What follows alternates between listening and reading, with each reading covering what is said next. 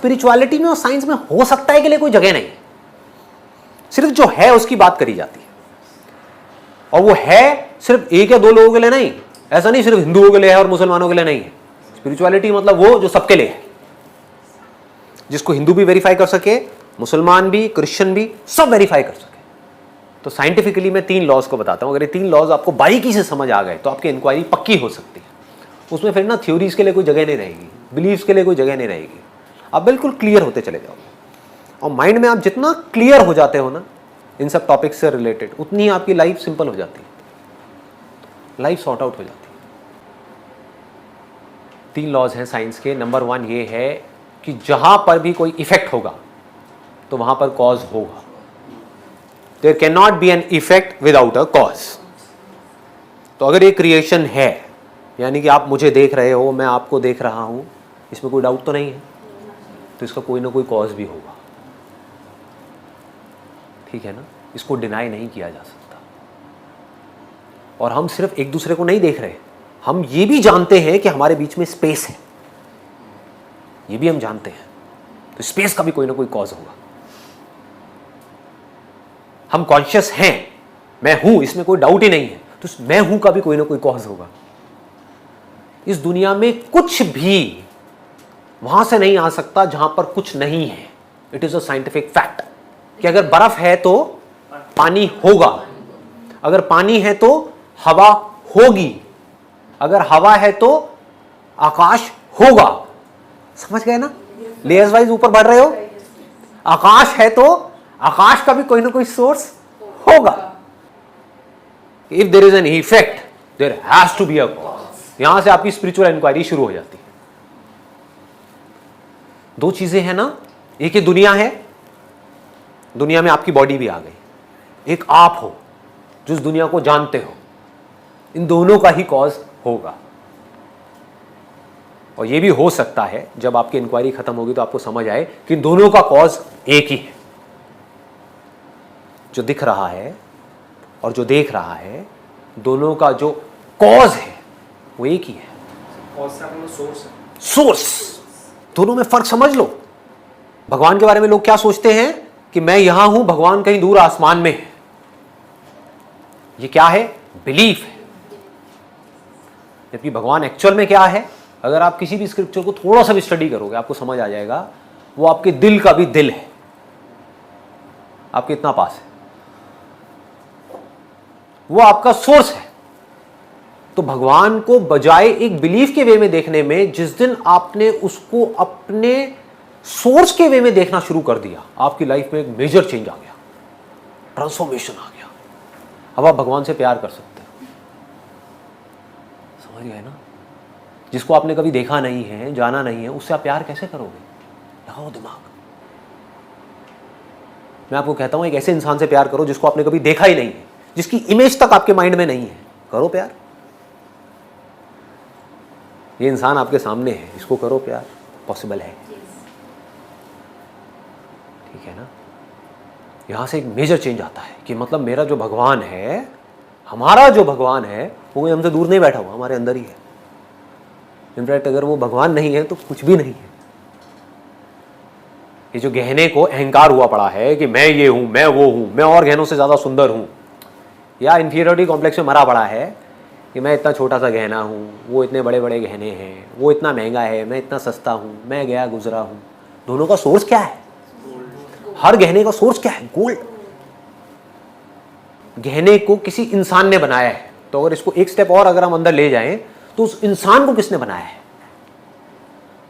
जो उस इंसान का सोर्स है, उसकी बॉडी का सोर्स है, वही उस गहने का सोर्स है, साइंटिफिकली भी और स्पिरिचुअली भी। ठीक है ना? एक लेवल तक तो साइंस भी पहुंच ही गई है ना, जिसको एटम्स बोलते हैं।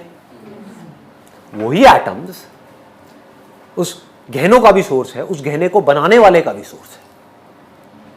सिंपल है ना? हाँ। तो उन एटम्स का सोर्स क्या है? यहां पर स्पिरिचुअलिटी बीच में आ जाती है। साइंस वहां पर जाकर के अटक जाती है। साइंस क्या कहती है? ये एटम्स कहां से आए? वो कहते हैं वॉइड में से आए। तो साइंस खुद ही अपने लॉ को डिनाई कर रही है, जबकि वो कर नहीं सकती टेक्निकली, और साइंस वहां पर जाकर के अटक गई। साइंस ये कहती है something can not come out of nothing, this is a scientific law.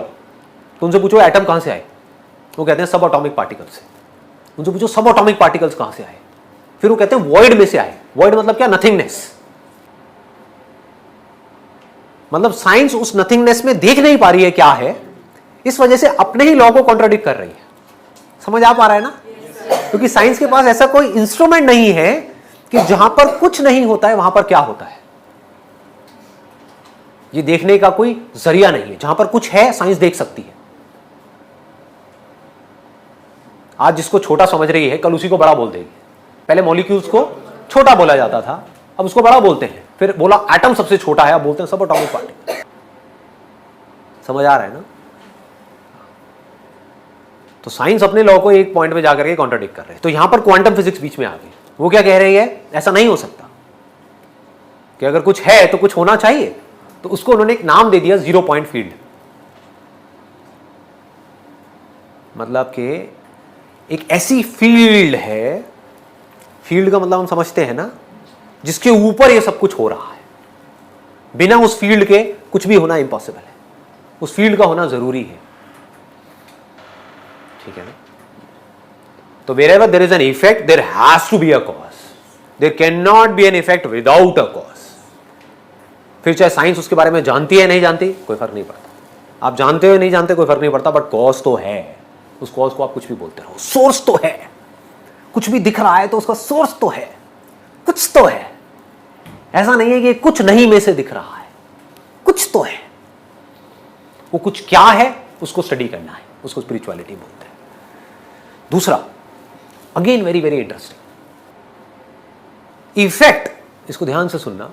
Effect is nothing but the cause itself appearing in a different form. जो इफेक्ट है वो कुछ नहीं है, वो कॉज ही है जो अलग दिख रहा है, एक्चुअल में अलग है नहीं। समझ गए ना? बर्फ पानी ही है, लेकिन पानी से अलग दिख रही है। छूने में भी वो पानी से अलग है, दिखने में भी पानी से अलग है। उसको टच करेंगे तो ठंडक में भी वो पानी से अलग है, टेम्परेचर में भी। समझ आ रहा है ना? आवाज में भी वो पानी से अलग है। बर्फ से बर्फ टकराएगी तो अलग आवाज होगी, पानी से पानी टकराएगा तो अलग आवाज होगी। तो हर तरह की परसेप्शन में बर्फ पानी से अलग है, लेकिन बर्फ पानी ही है। Last but not the least, very interesting, if you take the cause out of the effect, nothing remains, only the cause remains. समझ आ गया? बर्फ में से अगर आपने पानी को निकाल दिया तो बर्फ कहां है? नहीं है। क्या बचेगा? नथिंग बचेगा। क्या बर्फ नथिंग बन गई? क्या बन गई बर्फ? पानी बन गई। अच्छा, पानी को हमने उबाला और थोड़ी देर बाद हमने देखा जिस कंटेनर में वो पानी पड़ा हुआ था उसमें वो दिखना बंद हो गया। तो क्या पानी कुछ नहीं बन गया? पानी गायब हो गया? क्या बन गया पानी? हवा बन गया। समझ आ गया ना? पानी मरा नहीं है, पानी की सिर्फ फॉर्म चेंज हुई है। जब आप बर्फ से पानी तक पहुंचे और पानी से हवा तक पहुंचे तो मान लो किसी इंस्ट्रूमेंट से मॉनिटर कर रहे हैं कि वो हवा का क्या होता है। जब पानी उबल जाता है तो क्या होता है, फिर कुछ देर बाद उस इंस्ट्रूमेंट में, साइंटिफिकली बड़ा तगड़ा इंस्ट्रूमेंट है, बहुत ही ज्यादा सोफिस्टिकेटेड इंस्ट्रूमेंट है, उसमें भी वो दिख रहा है, पूरा मूवमेंट दिख रहा है कि वो कहां जा रहा है, कैसे जा रहा है। कुछ देर बाद उसमें वो दिखना बंद हो गया। तो क्या वो कुछ नहीं बन गया? ये इंस्ट्रूमेंट की लिमिटेशन है। समझ गए ना? तो साइंस क्या करेगी? आगे खोदती चली जाएगी, खोदती चली जाएगी, खोदती चली जाएगी। इसके आगे और क्या हुआ, फिर इसके आगे क्या हुआ, फिर उसके आगे क्या हुआ, फिर उसके आगे। एक ऐसा पॉइंट आ जाएगा जहां पर जा करके साइंटिफिक जो इंस्ट्रूमेंट है उसको दिखना बंद हो जाएगा। तो साइंस क्या कहेगी? ये सबसे छोटा पार्टिकल है। फिर एक और इंस्ट्रूमेंट बनेगा जो उससे बेटर होगा, और साइंस क्या कहेगी? हाँ, नहीं नहीं नहीं, इससे छोटा भी कुछ हो सकता है। इट इज एंडलेस, खुद ही अपने आप को कॉन्ट्रोडिक्ट करती रहेगी। और मान लो किसी दिन थियोरेटिकली पहुंच गई है, मान लो प्रैक्टिकली भी इस 0 पॉइंट फील्ड तक पहुंच गई, यानी कि साउंड ऑफ साइलेंस तक पहुंच गई, ओम तक पहुंच गई, जो सुप्रीम रियलिटी है वहां तक पहुंच गई, तो अब साइंटिस्ट क्या दिमाग लगाएंगे कि हम इसको कैसे यूज करें कुछ करने के लिए, इससे हम कैसे और बेटर न्यूक्लियर वेपन्स बना सकते हैं। साइंस ये सोचेगी। तो साइंस कहां पर जाकर के अटकेगी? जो आप उससे भी एक स्टेप आगे बढ़ सकते हो, जहां तक साइंस कभी नहीं पहुंच सकती, क्योंकि वो डिवीजन बना ही रहेगा। जब तक आदमी से इंक्वायरी को नहीं करेगा कि मैं कौन हूं, तब तक वो ये कहेगा मैं हूं जानने वाला, ये है जिसको मैं जान रहा हूं। और बार बार हमारे स्क्रिप्चर्स क्या कह रहे हैं? तत्वमसि, यू आर दैट। 3 एंगल से आप पहुंच सकते हो, तीनों जगह से वहीं पे पहुंचोगे। चाहे आप खुद के सच को जानो, चाहे इस क्रिएशन के सच को जानो, चाहे भगवान के सच को जानो, एंड में एक ही जगह पहुंचो। समझ गए ना? कोई आदमी कहता है मेरे को इस समुद्र का सच जानना है, इस इनफाइनाइट समुद्र का, तो वो कहां पहुंचेगा? पानी पे। कोई कहता है मुझे लहर का सच जानना है, मैं लहर हूं, मुझे अपने सच को जानना है, वो कहां जाकर के मिलेगा? उसका एंड कहां होगा? पानी। ये जो मटेरियल है जिससे लहरें बनी है, ये बुलबुलें बनी है, इसको मेरे को जानना है कि इसका मटेरियल कॉज क्या है, इसका सोर्स क्या है। पानी पे पहुंचेगा। हर तरफ से आप पानी पे ही पहुंचोगे। तो सच जानने से क्या होता है? हमारे अंदर की उथल पुथल खत्म हो जाती है, स्ट्रेस खत्म हो जाता है, डाउट्स खत्म हो जाते हैं, आदमी स्टेबलाइज हो जाता है। अब ये काम 1-2 दिन में नहीं होगा, इसको अच्छे से समझ लेना, ये एक लाइफ लॉन्ग प्रोसेस है। I am the student of the truth, मैं अपनी बात कर रहा हूं, तो you can also be the student of the truth. अब आप मेरे से अगला सवाल पूछोगे कब तक के लिए? हमेशा के लिए। उसमें बुराई क्या है? उसमें बुराई क्या है?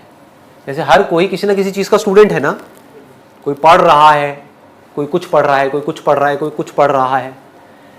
सब इस क्रिएशन में जो चीजें हैं उसके बारे में पढ़ रहे हैं। मैं किसके बारे में पढ़ रहा हूं? इस क्रिएशन का जो सोर्स है उसके बारे में पढ़ रहा हूं और समझ रहा हूं और देख रहा हूं और देखता ही चला जा रहा हूं।